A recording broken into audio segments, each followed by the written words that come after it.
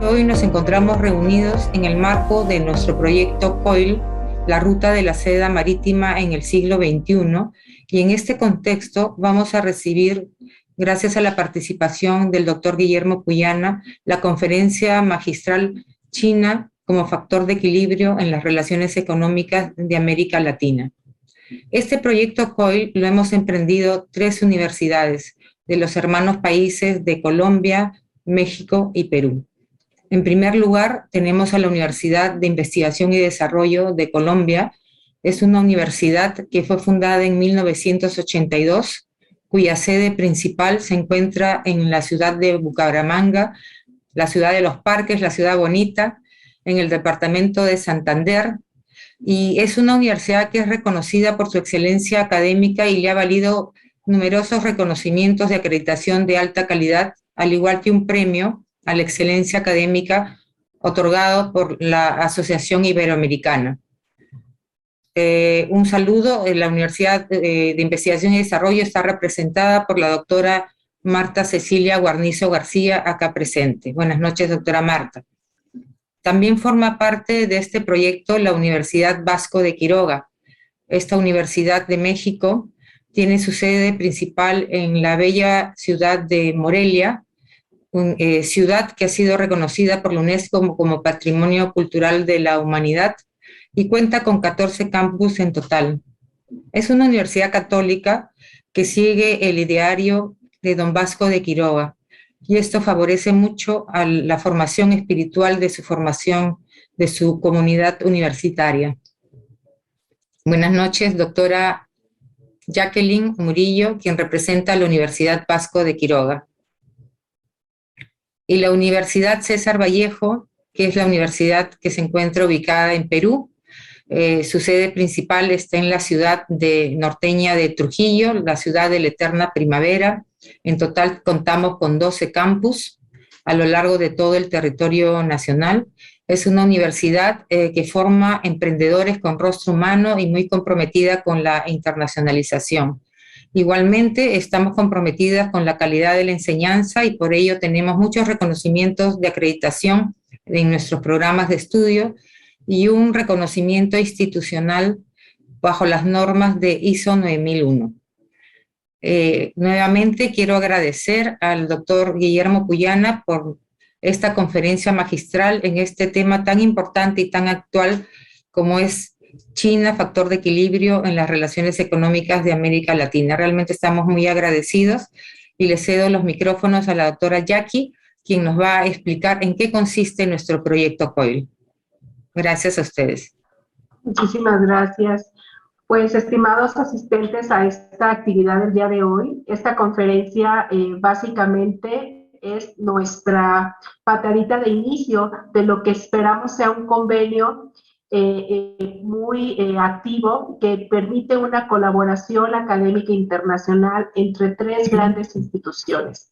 Ustedes, estimados estudiantes, están inscritos en universidades que buscan la calidad, que buscan innovar, y esta innovación también ha llegado a las oficinas de relaciones internacionales, en donde antes y durante la pandemia y post-pandemia seguramente estaremos buscando la forma de entablar relaciones que les permitan a ustedes, estudiantes, poder participar de nuevas formas de colaboración académica.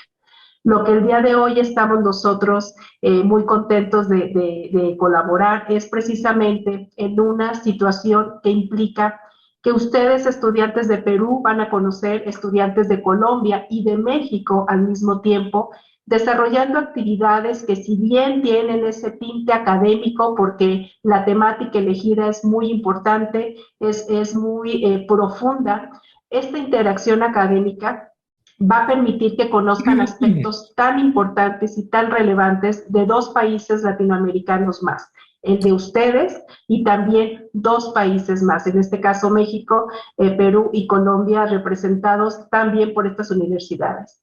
Esta colaboración que inició el día de ayer y que culminará exitosamente, estamos seguros y convencidos todos, el 17 de junio de este año, es gracias a profesores proactivos, entusiastas, que con mucha dedicación ya trabajaron durante las semanas previas para poder diseñar actividades en las cuales ustedes, estudiantes, van a poder tener este valor agregado de conocer contenidos actuales y con la información de primera mano de actores tan importantes como el día de hoy el conferencista que nos está acompañando, el doctor Guillermo Puyana.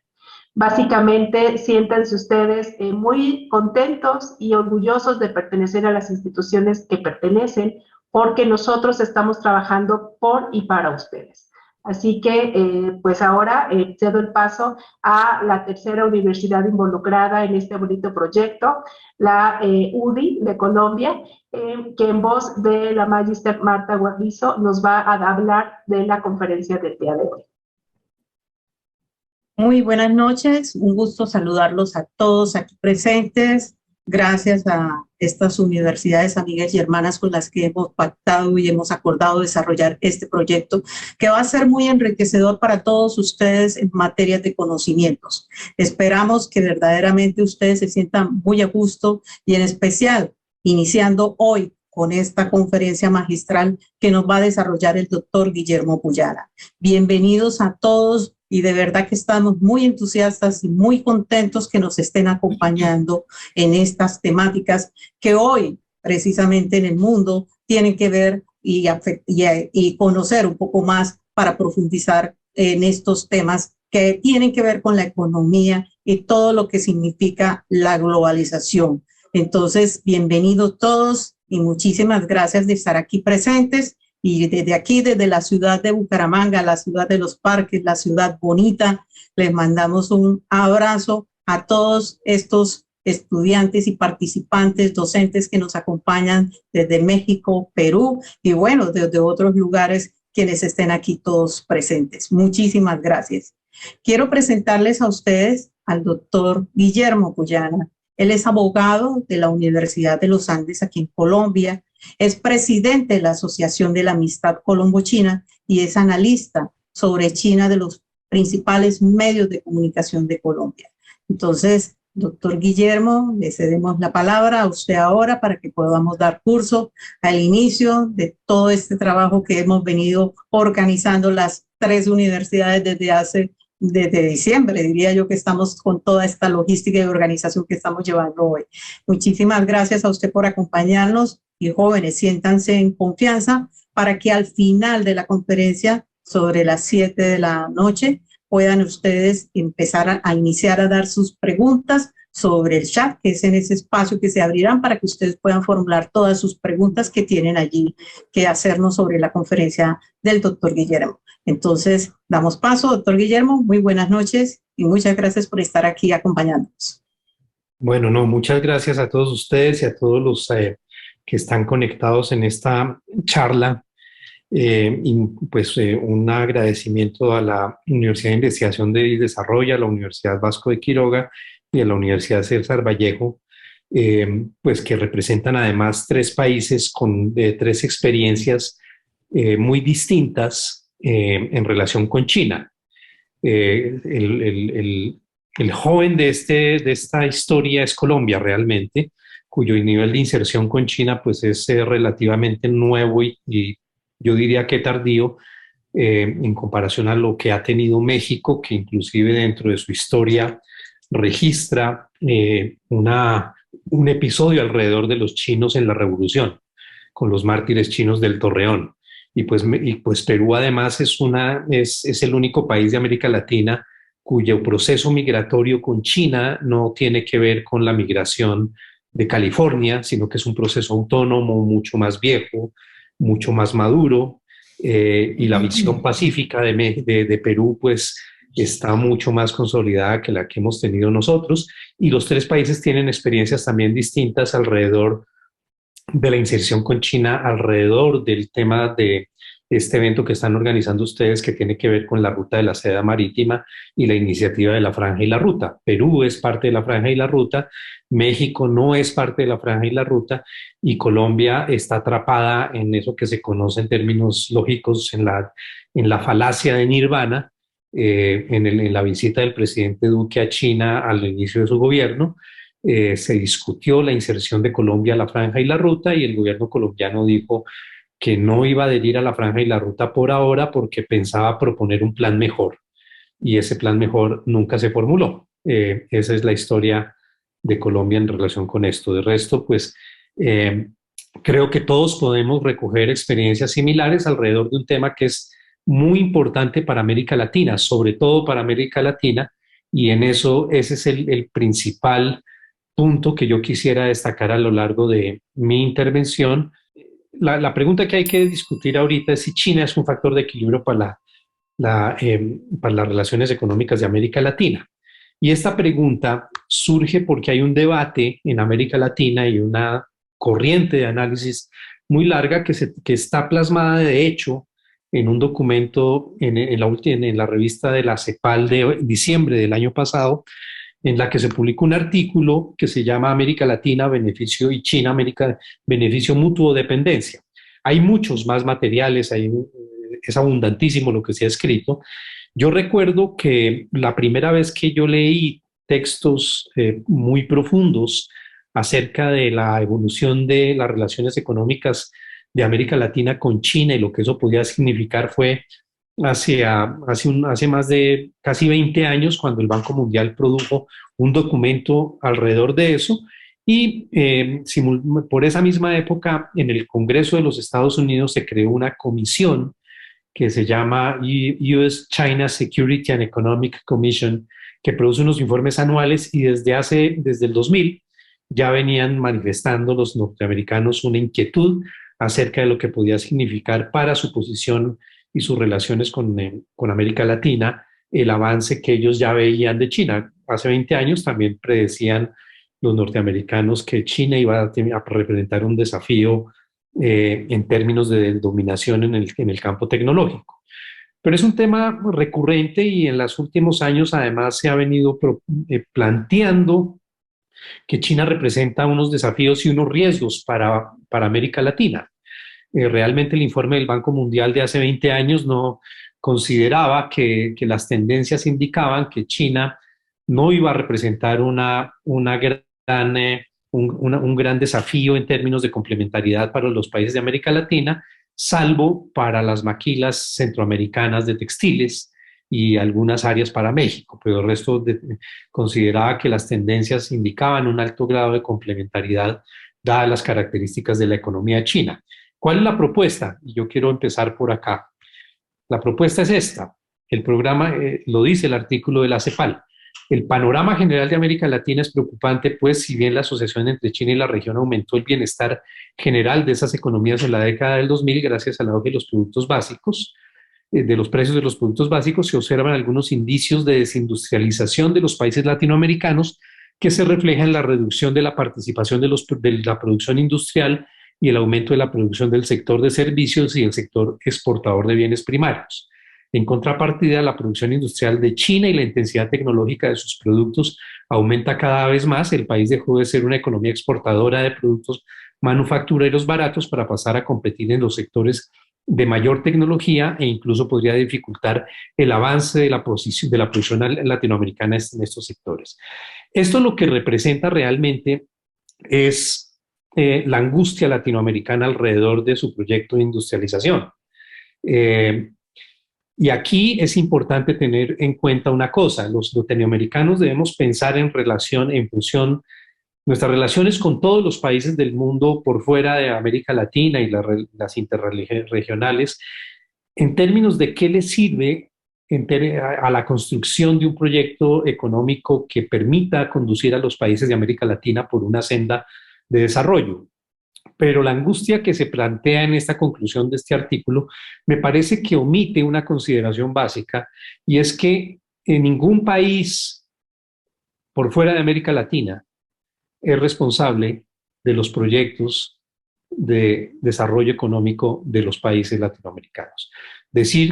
Considerar que el auge de China en la región a partir de una mayor presencia de productos tecnológicos y de valor agregado y una relación basada en la compra de industrias primarias, del sector primario, de las industrias extractivas, representa un desafío para la producción industrial y el aumento de la producción del sector servicios, pues no es una posición muy sensata porque América Latina tiene que estructurar su proyecto de desarrollo con independencia de cuál es el país que está teniendo auge en la región en términos económicos. Y eso es lo que yo quiero mostrarles. China tiene unos fundamentos. La transición, China representa unas transiciones fundamentales, no de los últimos 20 años, que es cuando su presencia en América Latina se hace muy evidente, no desde los últimos 20 años en los que están incluidos la presencia de China o la admisión de China en la Organización Mundial de Comercio, no de los últimos 40 años cuando empezó China su proyecto de reforma y apertura con Deng Xiaoping, sino realmente de los últimos 73 años desde la fundación de la República Popular China. Cuando se funda la República Popular China, se hace como resultado de un proceso histórico muy complicado en China, en la que China pasaba de ser un país dominado, dividido, colonizado por las potencias occidentales, Estados Unidos y Japón, europeas, Estados Unidos y Japón, y se comprometió en una utopía china de lograr su independencia, su liberación, la unidad nacional y la reconstrucción de su economía y el desarrollo de su sociedad para que eso que ellos llaman el siglo de la humillación no se vuelva a repetir. Eso está grabado en la mente de los chinos desde hace muchos años, y la Fundación de la República Popular China resuelve el acertijo de cómo hacerlo, que era una cosa que los chinos venían ensayando todo tipo de alternativas y de sistemas desde 1842, cuando se da la primera guerra del opio con los ingleses. Entonces, China, en efecto, hace una serie de transiciones que transforman esa sociedad de una manera radical y para siempre. Primero pasa de ser una sociedad mísera a una sociedad modestamente acomodada. Y mísera porque era una sociedad que, a pesar de que China era para finales del siglo XVII el 30% del Producto Bruto Mundial, el resultado de los procesos de colonización que les mencioné había llevado a que el territorio chino fuera dividido, a que perdieran enormes territorios en manos de los rusos, de los ingleses, de los japoneses. Todo el lejano oriente ruso pues era dominio chino, la península coreana, además pues obviamente Hong Kong, Macao, Taiwán, el norte de Indochina era chino, Tíbet, Xinjiang, todo eso. Entonces, realmente era una sociedad mísera porque había mucha población y la riqueza de China estaba siendo extraída en esos procesos de colonización hacia las potencias que dominaban China, y además había un fenómeno de concentración de la riqueza enorme. China representaba para mediados del siglo XX, cuando se funda la República Popular, el 25% de la población mundial, y pasó a ser una sociedad modestamente acomodada, es decir, básicamente una sociedad en clase media, que se traduce pues en una enorme reducción de la pobreza. La sociedad china campesina, rural, pobre, pues dejó una enorme carga en los índices de pobreza mundiales, y en los últimos años China extrae de la pobreza más de 800 millones de personas de esa condición. El 70% de la reducción de la pobreza en el mundo en los últimos 20 años sucedió en China, no teniendo China ya el 70% de los pobres del mundo. Hay muchos más pobres, digamos, en la India y en los países africanos. Pasa de ser una sociedad superpoblada.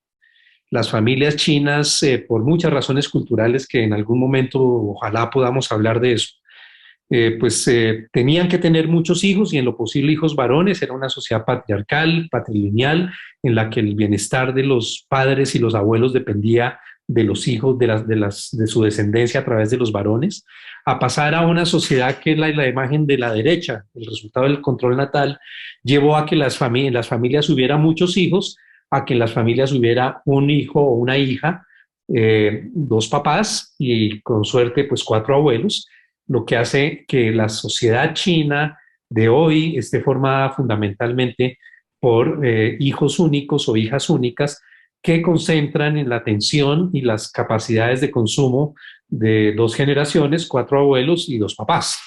Esa es una de las transiciones más importantes que explican qué es lo que está pasando en China hoy en términos del desarrollo de su mercado. Pero es una población que era el 25% de la población mundial y muy poca tierra. Esas 2 fotos fueron fotos que tomé yo en un viaje en el 91, y lo que ustedes ven al lado derecho es la tierra que le alcanzaba a una familia para producir y mantenerse en unas condiciones pues, de tecnificación muy bajas y de agregación de las áreas cultivables muy bajas.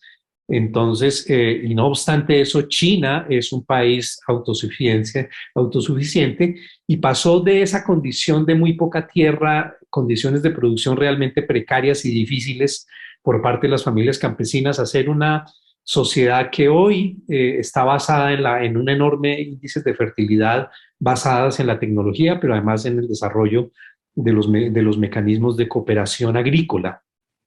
Y pasó de ser una sociedad de enorme pobreza rural, con unos índices de desarrollo humano realmente terribles para 1949. Colombia superaba a China por el doble en la mayoría de los índices de desarrollo humano. Todos los países de América Latina lo hacían. El índice, la esperanza de vida al nacer de un chino en 1950 era de 35 años, y hoy la pobreza rural se transforma básicamente en una sociedad de clase media urbana. Era una sociedad desindustrializada en la que muchas cosas que no había máquinas, entonces un buque encallaba en el río Yangtze y salía la gente a jalarlo con la fuerza humana. Para 1949 pues el proceso de industrialización estaba muy avanzado en la mayor parte de los países del mundo. Hacer hoy una sociedad no solo muy industrializada, sino altamente tecnológica. Es el país que hizo la transición rural-urbana más rápida y más grande de la historia de la humanidad. Básicamente esto sucedió en los últimos 40 años, pero muy claramente la tijera se cruza hacia el año 2010, lo que quiere decir que en los últimos 10 años China pasa de tener una población rural urbana que en 1980 era 70-30, 70 rural, 30 urbana, perdón, 80-20, 80 rural, 20 urbana, a hoy tener 65 urbana, 35 rural. Y eso implicó la creación de una serie básicamente de 100 ciudades de 5 millones de habitantes en los últimos 20 años, en un proceso planificado y urbano, planificado y racional y controlado. En China no existe una sola ciudad que tenga el 15% de su población, de la población, que es lo que pasa en Bogotá, ni el 7%, que es lo que pasa en Nueva York. Que una ciudad china con el 10% de la población sería una ciudad de 140 millones de habitantes, con el 5% sería una ciudad de 70 millones de habitantes. Entonces lo que hubo fue un desarrollo de las ciudades pequeñas e intermedias, y con ello aparejado todo lo que implica tener una sociedad urbanizada. Durante los últimos 40 años, China se comprometió en un proceso de reforma y apertura que la llevó a tener índices de crecimiento del Producto Interno muy alto, pero con una media alrededor del 8%, con unos picos muy altos hacia el 13-15% y unos bajos del 4%, pero un medio que China lleva 40 años desarrollándose al 8%. Es realmente una enormidad. Y eso ha implicado un crecimiento del Producto Interno, del ingreso per cápita, primero del Producto Bruto, hasta llegar a cifras pues, muy altas de producto. Y el per cápita, pues ya vamos a ver cómo con otras mediciones, pero es una curva ascendente imparable. Para 1980, China hacía parte de los países con menor ingreso per cápita. Y ellos mismos, en 1980, cuando uno le decía a ustedes qué es lo que hablan de que en 40 años van a ser una sociedad modestamente acomodada, ¿qué quiere decir eso? Ellos se comparaban con España, decían, tendremos el nivel de ingreso que hoy tienen los españoles, que España estaba en el bracket de entre los 5.000 y los 15.000. En el 90 China seguía en el nivel bajo, en el 2000 China ya estaba en el nivel siguiente, habías abandonado, pero miren cómo va coloreándose, tendiéndose hacia colores más verdes, lo que pasa en el sudeste asiático. En el 2010 esa es la cifra, y en el 2020 China supera a Colombia, que era una de las mediciones que había que tomar, en relación de ingreso per cápita. Esta es la gráfica que ustedes ven. Para 1980, el ingreso per cápita de un chino era de $300, el de los Estados Unidos 12.000, es decir, China era 30 veces o alguna cosa así, 40 veces Estados Unidos, y era aproximadamente 9 veces, Colombia era más grande que ellos, y España 20 veces, ¿no? En 1990 esas brechas se van cerrando. En el año 2000 China supera a Colombia, y su brecha con los Estados Unidos pues ya no es de 40 veces, sino de mucho menos. En el 2010 se va cortando. En el 2020 China está 3 veces detrás en términos de ingreso per cápita de los Estados Unidos, más o menos, un poco más. Ha superado a Colombia y está a medio camino de lo que va a ser España. Eso se ha traducido no solo en un enorme crecimiento del Producto Interno Bruto y del ingreso per cápita, sino en una cosa que es muy importante en términos de distribución de la riqueza. En el 2010, la población rica, muy rica de China, y los extremadamente ricos, pues eran 47 millones de personas, y en la clase entre pobres y medianamente pobres, pues estaban todos los demás. Para el año 2020, miren cómo la estrategia de China no fue que creciera la capa de los muy ricos, ni que se redujera la capa de los muy pobres para que pasaran a ser pobres, sino que los pobres y los muy pobres pasaran a componer la clase media. Y China tiene hoy una clase media de 472 millones, con un cálculo de que esa clase media, que son los consumidores, va a incrementarse en 150 millones de personas en los próximos 5 años. ¿Eso qué quiere decir? Para mí, que China tiene una población en clase media más grande que la población total de los Estados Unidos, más grande que la población de toda Europa, y más grande que toda la población de América Latina. Es como tener una población mucho más grande que la de América Latina, pero sin pobres, porque todos están en clase media consumidora. Obviamente, la urbanización ha ido aparejada de una capacidad de creación de empleo por parte del sector privado, y de reducción de las brechas rurales y urbanas, en la medida en que miren cómo, en la medida en que se urbaniza China, la producción industrial crece, la producción agrícola en términos de participación del Producto Interno Bruto, y el sector servicios crece muchísimo también. China, este es un dato muy interesante que refleja por cuánto duplicó su Producto Interno Bruto, el ingreso per cápita, perdón, China en el curso de 40 años. Lo multiplicó 56 veces. Chile lo multiplicó 6.7 veces, España 5.2 veces, Estados Unidos 5 veces. Claro, entre más rico es el país, cada vez el ritmo se va reduciendo, pero pues es un logro realmente sorprendente, y si uno lo quiere ver en términos de los últimos 10 años, sigue siendo una cosa realmente sorprendente. Entre 1980 y el 2000, la capacidad de China de multiplicar su producto fue de 9.4 veces, y en los últimos 20 años de 5.9 veces.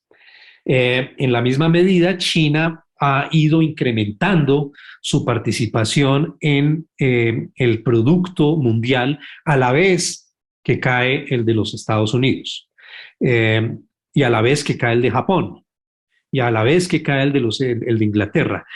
Y India ahí va desarrollándose junto con Brasil, pero le falta, no, está muy lejos de tener el desempeño que ha tenido China, y esto es muy importante. En 1949 pasan dos cosas significativas. La primera es, uno de cada 4 seres humanos, el 25% de la población, se declara independiente de cualquier eje de poder y decide seguir su propio rumbo. Y ese propio rumbo, y ese es el segundo factor, tiene un derrotero a lo largo del cual China ensayó muchas cosas y cometió muchos errores, pero fundamentalmente ha sido un ejemplo de éxito, desarrollo de un país que en 1949 estaba debajo de las líneas de pobreza de la mayor parte de los países. Compartía su tragedia con la pobreza que se podía vivir en otras partes de Asia, en muchas partes de América Latina y en África. El ascenso de China en los últimos años, en los últimos 73 años, a raíz de la fundación de la República Popular, tiene una implicación histórica enorme.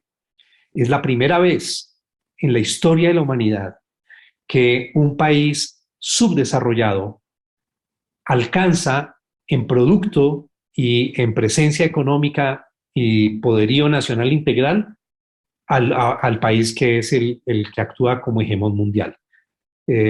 Antes todas esas transiciones se habían dado entre países desarrollados, entre España e Inglaterra, entre Inglaterra y Estados Unidos, en Asia en el caso de Japón, Rusia pues era también un imperio, pero esa es la primera vez que un país pobre surge de la pobreza a ser un actor determinante del desarrollo económico mundial. Esta es otra gráfica que refleja ese punto. Y esta es otra gráfica que refleja cuál es el peso de China en la producción manufacturera, porque de eso es lo que se trataba el artículo de la CEPAL, de que China pues está desarrollando tanto sus industrias y su tecnología que puede representar un desafío para América Latina. Pero acá yo voy a empezar a introducir la teoría, y es que China comparte una experiencia con los países de África y América Latina muy simétrica en términos históricos, y no hay nada, sin ser China la que tenga que responder por los procesos de industrialización de América Latina, entiende esas necesidades más que cualquier otro país del mundo y trata de construir una relación armónica y fructífera en beneficio mutuo. La respuesta a la pregunta de si China representa una relación de beneficio mutuo o un peligro para América Latina depende de cómo lo oriente América Latina y qué haga América Latina con esa relación con China, pero para mí las condiciones tanto históricas como económicas están dadas para que sea enormemente fructífera. La idea de que China depreda las economías nacionales es una cosa muy extendida y hace parte de una cosa más o menos de mala fe y de mostrar muy parcialmente las cosas. Desde 1978, cuando se relanza la reforma y la apertura, este ha sido, en unos años seleccionados por lustros, el negocio de China con el mundo. Ustedes pueden ver que hay en esos años seleccionados, aquí no está todo, un superávit de China con el mundo de $1 trillón, 1.8 trillones de dólares. Pero el total del negocio chino es de 18 trillones de dólares, lo que quiere decir que la utilidad china en su relación con el mundo, considerado todo, es de apenas del 10%. China exporta mucho porque importa mucho, ¿no? Y en esa medida se volvió muy importante para los países que exportan tanto materias primas como tecnología en su momento. En relación con América Latina, el desarrollo pues ha sido muy lento. América Latina ha ido teniendo cada vez más importancia para China, pero de todas maneras es marginal en el contexto del comercio global de América Latina. Esto, la mayoría de las cifras que yo les voy a mostrar cortan al 2019 porque es el año prepandémico. Los chinos mismos han sido muy cautos en que se entienda lo que ha pasado en 2020 y 2021 como tendencias porque están las disrupciones de la pandemia. Pero a pesar de que América Latina ha avanzado, no ha avanzado en su inserción con China al nivel que ha sido el desarrollo de el comercio de China con el mundo. Y pues Colombia tiene un rezago un poco más fuerte. América Latina ha llegado a ser el 7% del comercio total de América con China, y de eso Colombia es el 0.33 y es el 4.76 de América Latina. Es decir, en el caso colombiano, ahora vamos a ver las cifras de otros países, pues el rezago es bastante importante. China es el país más grande en términos de desarrollo industrial. Hace muchos años Estados Unidos y Japón se estancaron en términos de su participación en el producto industrial del mundo, pero en general lo que se está observando es entre las economías más industrializadas y en general en las economías, cuál es el aporte de la manufactura al Producto Interno Bruto desde 1970 hasta el 2000, no solo porque se han trasladado hacia otras partes, sino porque hay cada vez un mayor aporte del sector servicios. Es básicamente eso. Y eso se refleja también en que esa ha sido la tendencia de China. Miren cómo la agricultura, en términos del Producto Interno chino, el Producto Interno Bruto de China, pasó de representar el 20 y pico por ciento a hoy el 7%. La manufactura es importante, pero lo más importante es el desarrollo del sector servicios, que tiene que ver pues con todo lo asociado a servicios. América Latina, aquí vamos introduciendo cuál ha sido la presencia de China en América Latina. El crecimiento del Producto Interno Bruto ha tenido unas oscilaciones estrechamente ligadas a la capacidad exportadora, y esa capacidad exportadora se ha visto estrechamente afectada por las oscilaciones económicas de los países industrializados. Es decir, las dificultades que tiene América Latina para desarrollar su Producto Interno Bruto está muy ligado a factores históricos y momentos históricos que no tienen que ver necesariamente con China, ¿no? En ese mismo sentido, mientras Estados Unidos y los países de Europa e Inglaterra han ido perdiendo importancia en su relación con China, con América Latina, China la ha ido incrementando. Este es un punto que es esencial porque tanto en comercio como en inversión extranjera hay que entenderlo correctamente. Y este distanciamiento, pues para los países de Sudamérica se ha visto acentuado desde el 2016. Aquí miremos cuál ha sido tanto en importaciones como exportaciones la participación de América Latina con regiones escogidas. Desde el año 2000 viene una retracción de los Estados Unidos fuertísima, tanto como origen de nuestras exportaciones como destino de nuestras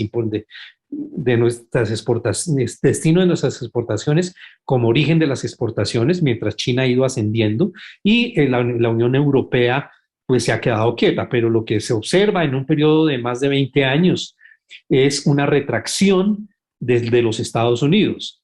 No es que venga China a suplantar a los Estados Unidos, es que China se ha vuelto en un país que, en la medida en que jalona la economía mundial, que se ha vuelto el comprador y uno de los compradores y vendedores más importantes del mundo, y uno de los países de desarrollo tecnológico absolutamente esencial para el mundo, pues se ha vuelto importante para América Latina en ausencia de cualquier otra alternativa. La idea de que aquí solo podemos desarrollar nuestras relaciones con China en la medida en que no haya europeos o norteamericanos, pues es equivocado y no responde a las tendencias económicas que se han reflejado. Fíjense cómo y ustedes prueban esto con África y el resultado va a ser una cosa muy, muy parecida. Por otro lado, en términos de importaciones y exportaciones y la generación de déficit con el mundo, el déficit pues sí se ha ido incrementando entre China y Estados Unidos. Lo que muestra es que no es lo mismo con todas las regiones del mundo. Estados Unidos tiene un déficit con China absolutamente estructural, derivado de la integración estrechísima que tienen las dos economías, la idea de Trump de que podía separar, desacoplar, como llaman estas dos economías, pues no ha funcionado en términos de los resultados, pues eso fue un fracaso. Causó muchos traumatismos ciertamente, pero fue un fracaso. Desacoplar esas dos economías tan integradas, pues es absurdo. A partir de órdenes administrativas eso no se puede. Pero China ciertamente acumula un superávit con países como Estados Unidos, con la Unión Europea, con los países del sureste asiático, pero no con los países del noreste de Asia, es decir, Japón, Corea, ni con los países que aquí se llaman como los países que producen commodities, que son los de América Latina. En general, la relación económica entre América Latina y China es superavitaria. En cambio, la relación económica entre América Latina y Estados Unidos es deficitaria. La última vez que América Latina como conjunto tuvo superávit con Estados Unidos, excluido México en esa estadística, fue hace aproximadamente 10 años. El balance, como aquí ustedes pueden ver cómo es el balance comercial de los Estados Unidos. Los países rojos y rojos oscuros, pues son países con los que los Estados Unidos son deficitarios y el peso enorme lo tienen China y México. De resto, con los demás países, fíjense en los azules de América Latina, son países que le generan superávits comerciales a Estados Unidos.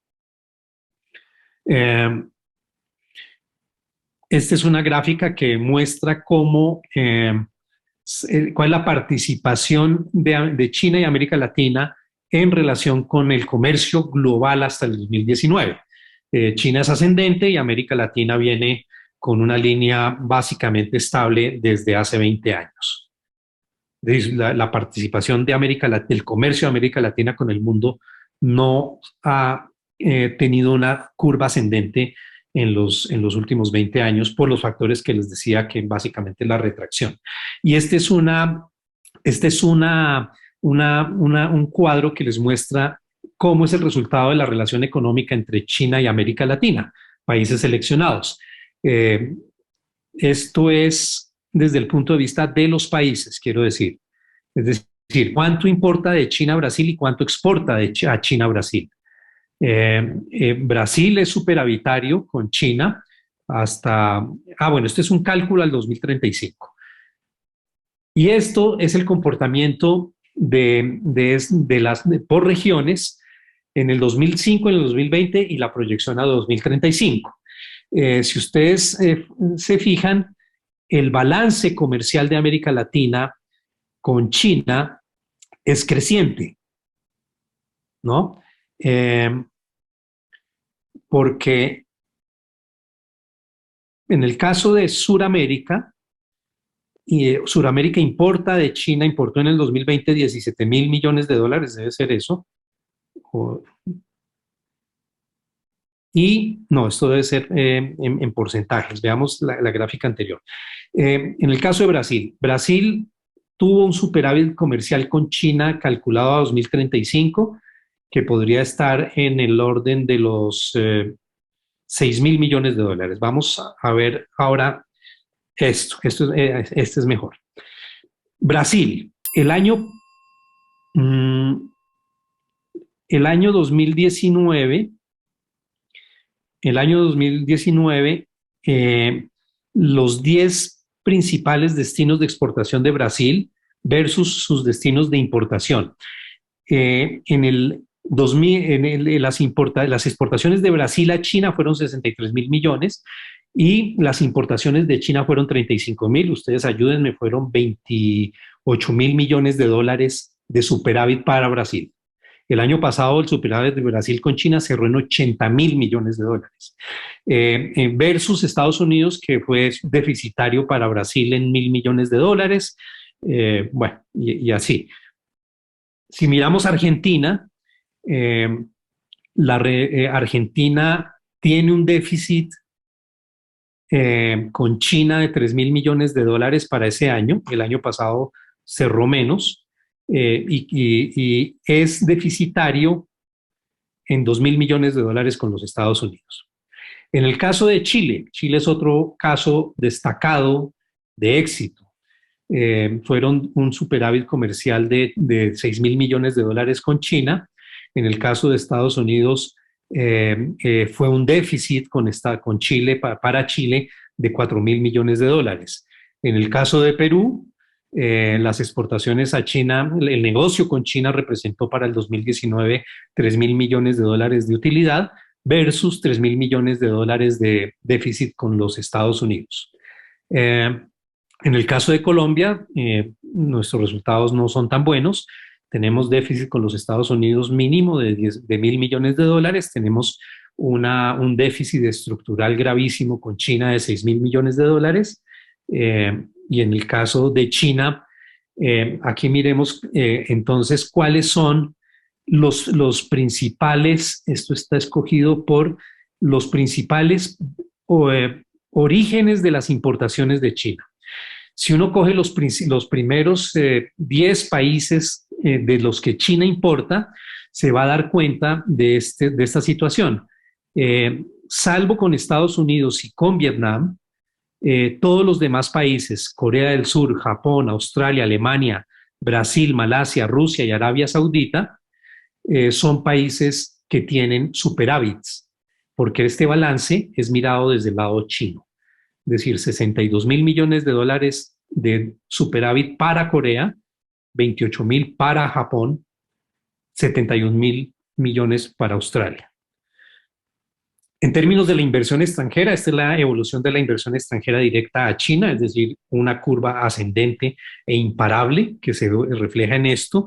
Creció, pegó un arrancón desde 1980 cuando empezó la reforma y la apertura, empezó a crecer todavía más con el acceso de China a la OMC y aquí pues ya se va consolidando como un país que recibe mucha inversión extranjera.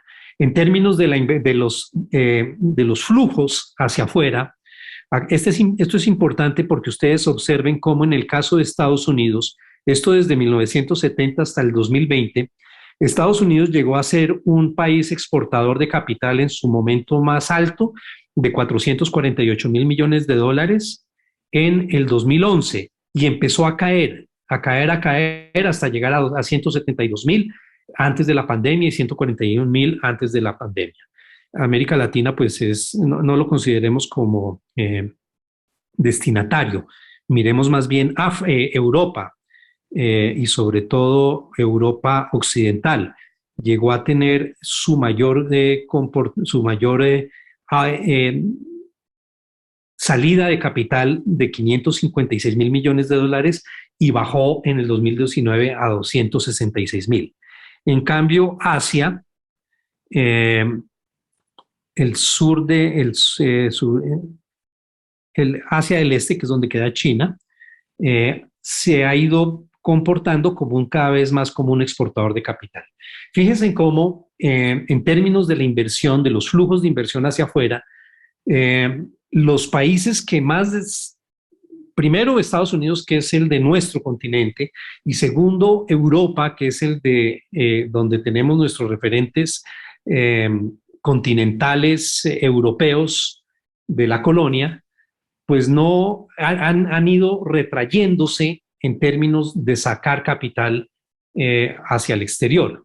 Y cuando uno lo mira desde el punto de vista de lo que llega, fíjense cómo a los países africanos los flujos de inversión extranjera se han ido estrechando también en los últimos años, de llegar a tener 57.000 millones de dólares en el 15 a 47.000 antes de la pandemia. En el caso de América Latina, llegamos a tener 200.000 millones de dólares en el 2011 a 160.000. Cada vez menos llega el capital a América Latina.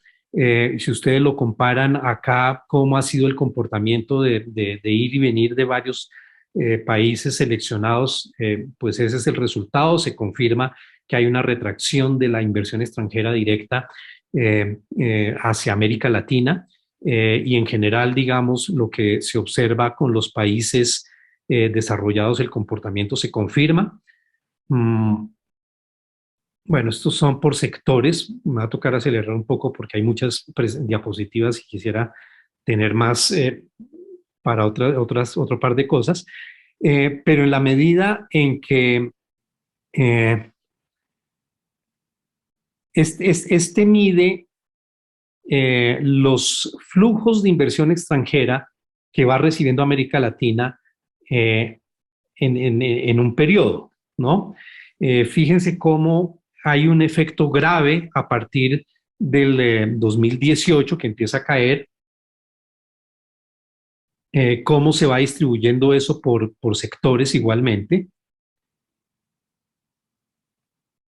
y cómo se va comportando por varios países en varios momentos entre sectores desde el punto de vista de las regiones que reciben y por países de origen de la inversión extranjera hacia América Latina. La transformación de la sociedad china ha llevado en cambio que cada vez haya un mayor consumo de ciertos productos hacia China y particularmente productos agrícolas certificados de valor agregado y sostenibles. Pero sin embargo, China es además un gran productor agrícola.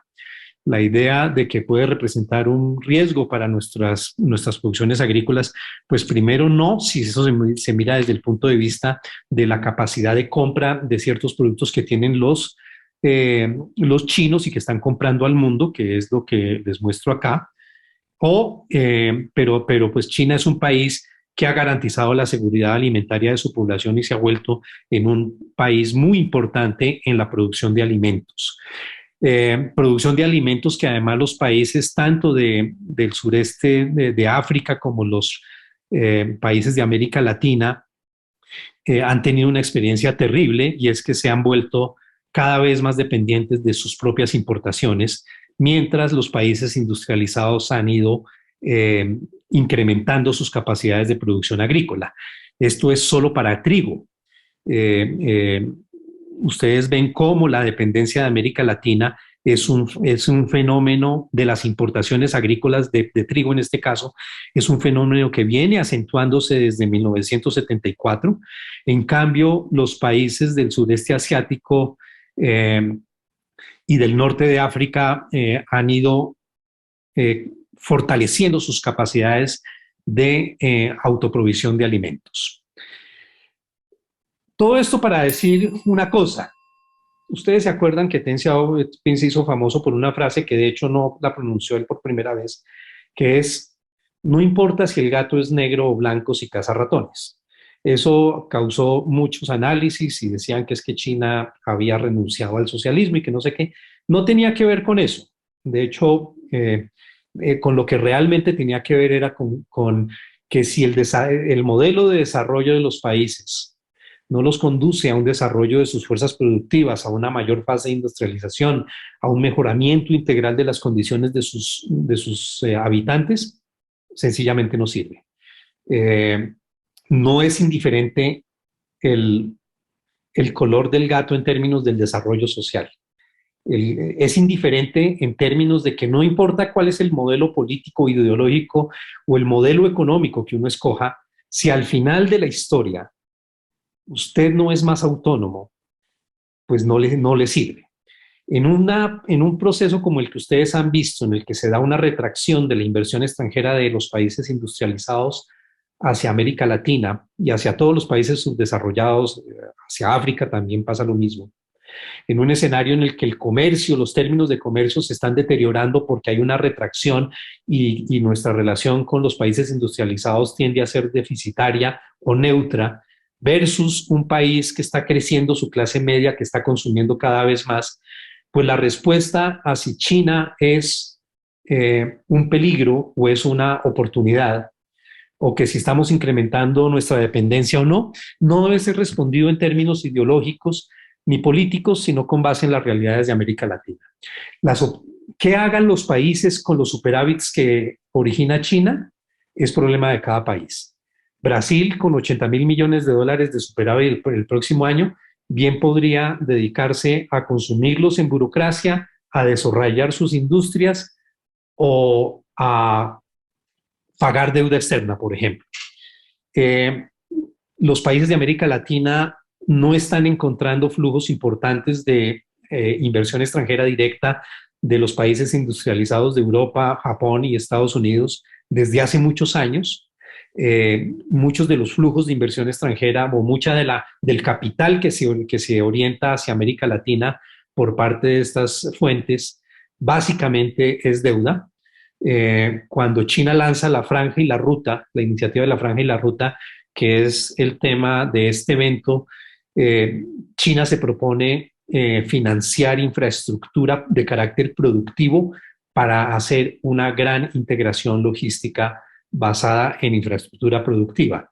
No es capital especulativo, no es deuda, no es capital de deuda, razón por la cual yo veo que las tendencias tanto de la sociedad y de la economía china como la forma en que se va perfilando la economía de América Latina, lo que ha conducido es a algo distinto. No es correcto decir que América Latina está dependiendo de China. Lo que es correcto decir es que hoy América Latina ya no tiene un socio dominante, absolutamente dominante, que era Estados Unidos, sino que tiene dos socios muy importantes. ¿Qué oportunidades salgan de ahí para América Latina? Depende de América Latina. Pero profundizar las relaciones con China en todas sus dimensiones, las económicas, las comerciales, las culturales, la inversión extranjera, pues definitivamente ha mostrado que es bastante útil para los países que en el contexto del vecindario latinoamericano se muestran como países absolutamente ganadores de una relación más profunda con China.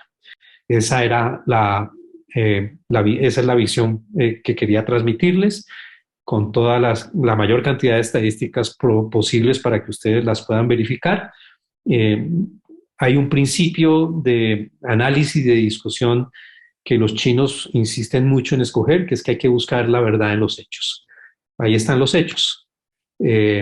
Otras controversias, pues bienvenidas, pero los hechos ahí están. Muchas gracias. Bueno, muchísimas gracias, doctor Guillermo. Ahora vamos a dar paso a las preguntas. Yo le quería preguntar algo, doctor Guillermo. A ver, bien sabemos que existe una seria problemática de las relaciones que existen entre Estados Unidos y China. Y estamos hablando que esto también se suscitó de alguna manera porque es producto de que China no fue incluido también en el acuerdo de asociación transpacífico, ¿cierto? Que fue rechazado básicamente por la misma Casa Blanca en Estados Unidos, y esto ha hecho de alguna manera que esas relaciones también afecten todos esos acuerdos que antes ellos llevaban de su mano. ¿Qué opinan ustedes sobre esta problemática y que aún parece que cada día se ahonda más frente a ahorita lo que estamos viviendo con Ucrania, que Rusia pide el apoyo a China, en fin, allí hay toda una serie de trasfondo de todo esto? Sí, vea, yo creo que hay que mirarlo desde dos puntos de vista. El primero es la integración económica China-Estados Unidos es tan fuerte que si ustedes quieren una visión gráfica de cómo veo yo las cosas, es más fácil volver a separar un café con leche de sus ingredientes y tener leche y café, ¿no? Lo que se ha producido en términos de la integración económica entre Estados Unidos y China es realmente una cosa no solo muy difícil de deshacer, sino muy útil para ambos, ¿no? Y en ese sentido, es por eso que el propósito de la guerra comercial desatada durante el gobierno de Trump no produjo ningún resultado en términos del objetivo, que era reducir el déficit comercial de los Estados Unidos. Estados Unidos corrigió su déficit con China, pero ese déficit se fue para otro lado, ¿no? Y lo que se deterioró fue la capacidad exportadora de los Estados Unidos, no la de China. Entonces, en ese contexto, China empezó a buscar pues fuentes de provisión de productos agrícolas que venían de Estados Unidos o de Australia o de otros países en países como América Latina y África. Entonces, el resumen de eso es la guerra comercial no le sirvió a Estados Unidos. Estados Unidos, de hecho, es un perdedor de esa guerra comercial. China no perdió, tampoco ganó mucho a raíz de eso, pero digamos que su capacidad exportadora no se deterioró. Esto hablando antes de la pandemia, vuelvo y digo. Y América Latina resultó ganadora. Entonces, esas son realidades económicas que hay que tener en cuenta porque la idea de que la relación económica del mundo con China puede decidirse a partir de órdenes administrativas de los gobiernos, pues es absolutamente equivocada. Voy a poner un caso muy colombiano, no sé si esto pasó en otros países de América Latina, porque todas estas estadísticas lo que muestran es que hay una necesidad de estudiar las tendencias económicas en un contexto histórico muy largo y sectorial también muy detallado. Pero en Colombia hemos impuesto muchas veces cuotas de exportación específicamente a China de acero, ¿no? Con la idea de que hay que proteger el mercado local de construcción, porque de resto, si los productores de acero tienen la opción absolutamente libre de a dónde mandan el acero, seguramente lo mandan a China por los volúmenes que China estaba importando. Y eso dañó la capacidad exportadora de los productores de acero colombianos y no detuvo a China, porque es que cuando China está comprometida en un proceso que durante 20 años hizo 100 ciudades de 5 millones de habitantes, pues su demanda de acero es tan fuerte frente a las economías del mundo que pretender bloquear es absolutamente inútil, ¿no? China invirtió la relación estratégica en el mundo en términos de capacidad de acción global económica basada en reglas absolutamente económicas. En noviembre del año pasado, la OMC autorizó a China a imponer aranceles sancionatorios punitivos contra los Estados Unidos al encontrar que una serie de medidas adoptadas por el gobierno Obama contra China eran violatorias de las normas de comercio internacional. Entonces tenemos un país que está muy interesado en una fase de globalización basada en las reglas internacionales de la globalización. Y tenemos otro país muy fuerte, muy poderoso, que es Estados Unidos, queriendo orientar las reglas del comercio mundial por reglas administrativas internas. Entonces, yo creo que la idea de bloquear a China, pues es primero absurda, segundo imposible de detener y tercera altamente dañina para países como los de América Latina. Ustedes no pasen por alto el dato que les di al principio. China tiene más de 450 millones de consumidores hoy y ese mercado va a crecer 150 millones de consumidores más. China tiene más consumidores que Estados Unidos. Muchísimas gracias, doctor Guillermo. Aquí tenemos una pregunta de Adriana Lucía Vanegas. ¿Cómo se puede explicar que China en menos de 2 décadas creciera su economía y su desarrollo tan rápidamente? Esto no lo logro entender. Bueno, primero porque el desarrollo económico de China no empezó hace 20 años. Hace 20 años se dio la inserción de China en la Organización Mundial de Comercio y eso, digamos, se incrementó. Pero ahí detrás hay dos cosas. Primero, la transición rural-urbana. Segundo, la transición resultado del control natal. Son dos factores absolutamente esenciales. La urbanización está absolutamente ligada en la mayor parte de los países al desarrollo económico, ¿no? Es muy difícil ser analfabeta en una ciudad. En el campo es posible ser analfabeta con relativa solvencia, digamos, ¿no? sin ser ideal, sin pretender hacer una apología de eso. Pero es un error ver a China como un proceso de 20 años o de 40 años. China reconstruyó su base agrícola e industrial en los primeros 10 años del gobierno de Mao, ¿no? En los siguientes 10 años hubo un problema grave que fue el gran salto adelante más la revolución cultural, pero durante esa época China desarrolló su industria aeronáutica y desarrolló la bomba atómica. Si ustedes piensan qué implica desarrollar una bomba atómica, pues implica una enorme capacidad industrial. De hecho, el gasto en investigación y desarrollo industrial y tecnológico de los Estados Unidos más grande de la historia fue el proyecto Manhattan, que fue para construir la bomba nuclear. Pero China no llega a 1980 a abrirse al mundo de cero. Era muy pobre, sí es cierto, pero tenía una base industrial y agrícola bastante apreciable, ¿no? Entonces, después se da la inserción al mundo. China en los primeros 20 años básicamente lo que ofrece es capacidad de producción de en términos competitivos de mano de obra, pero va acumulando riqueza, va generando superávits comerciales con países como Estados Unidos, y financia con eso un proyecto de investigación y desarrollo de tecnología y de crecimiento de su sociedad basado en educación absolutamente sorprendente. China sobrecalificó su mano de obra a partir del año 1980 y construyó una base de ingenieros y de científicos enorme sin tener la capacidad de absorberlos para hacer lo que está haciendo hoy, para ser un líder tecnológico, ¿no?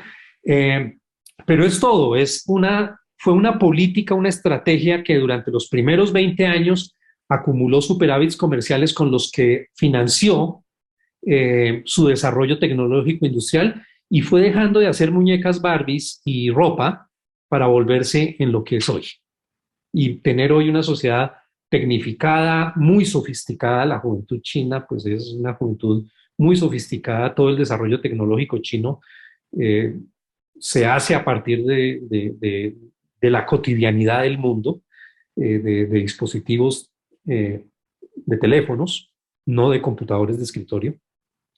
Y hay una conjugación de factores y además una decisión de desarrollar infraestructura y sacar a la gente de la pobreza.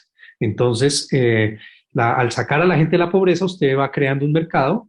Ese mercado además es tecnológico, es sofisticado. Cada vez la transición poblacional hace que haya más capacidades de consumo en familias más pequeñas. La superpoblación induce pobreza. El control natal permite el desarrollo de las fuerzas productivas. Tiene que ver con eso y obviamente con la continuidad de una visión y de una estrategia, porque es que los chinos no se pusieron en 100 años de guerra para seguir siendo un país agrícola y atrasado y dependiente. La idea de que China tiene que llegar a ser un país que se autosostenga a pesar de un proceso de globalización muy alto, pues es absolutamente determinada. Y en el contexto del mundo, pues eso ha jalonado la importación y la exportación de todo tipo de países, beneficiando a todo tipo de países, inclusive a los Estados Unidos. Puede que China sea un problema para Estados Unidos por déficit comercial, pero el aporte que le hizo la producción industrial china destinada a los Estados Unidos fue absolutamente esencial para dos cosas en los Estados Unidos: creación de empleo en el sector servicios y control de la inflación. Doctor, pregunta Cintia Rodríguez de la UAC. Dice, China pretende acelerar el desarrollo tecnológico, especialmente en áreas como la inteligencia artificial, aviación y la industria del transporte.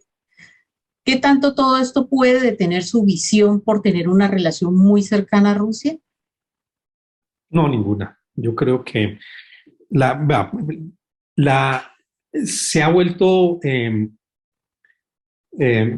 se ha puesto sobre el tapete muy importante, como tema muy importante, que si China va a estrechar las relaciones con Rusia y que si eso es por la cosa en Ucrania y no sé qué.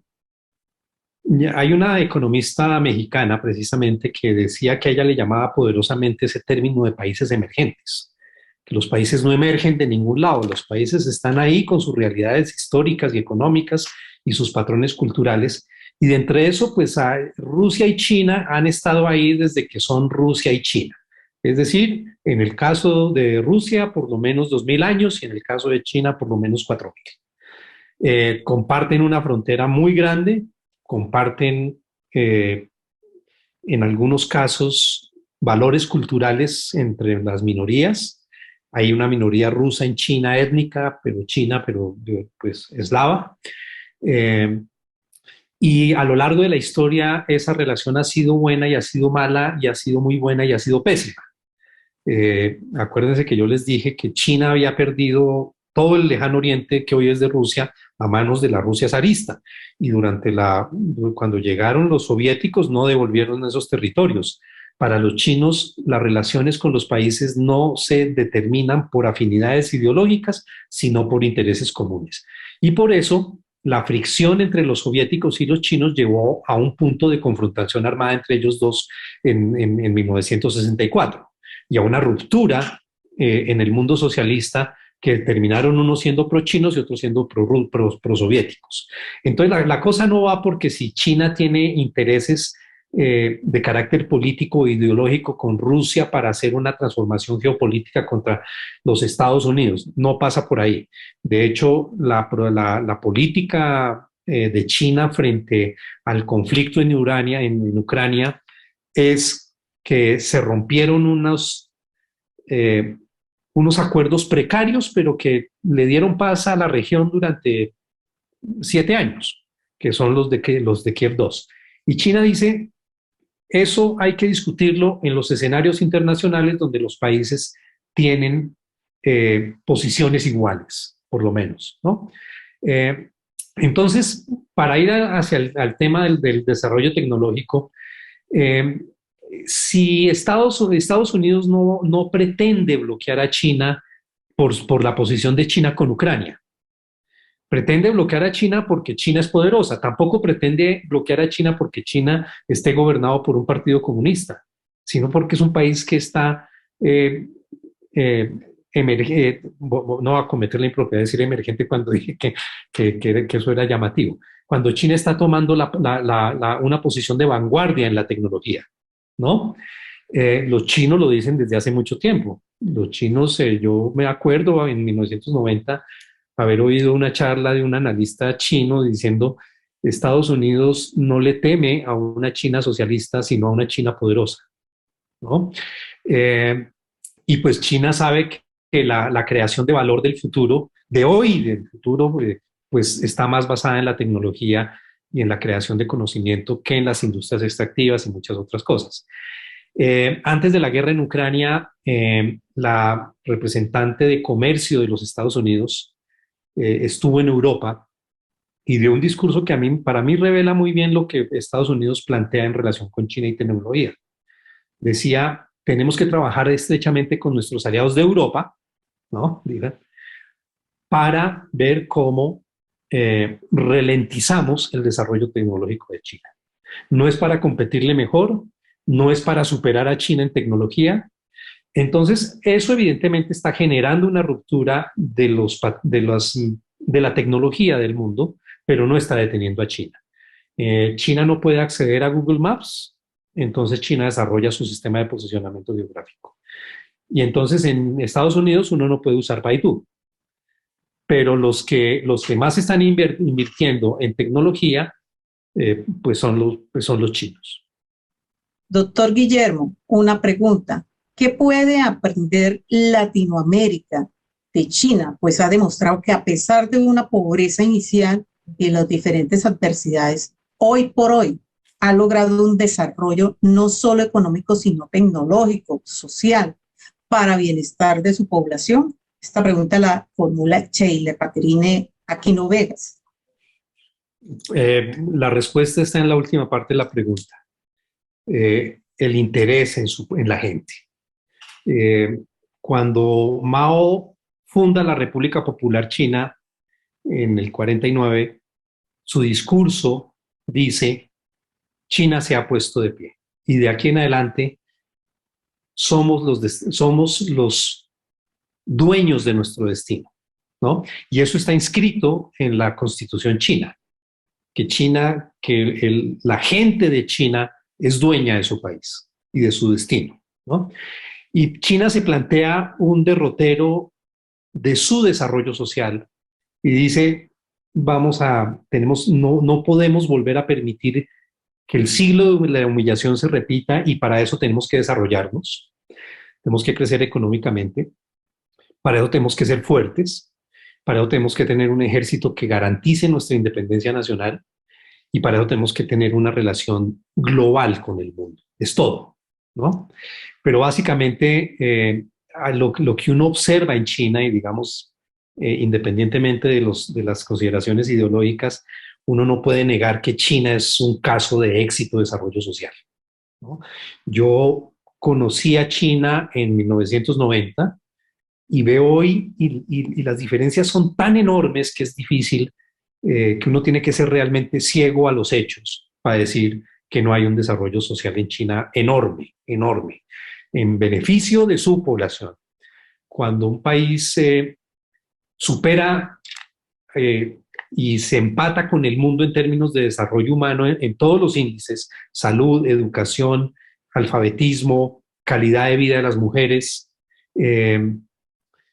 espacio urbano por habitante, zonas verdes por habitante,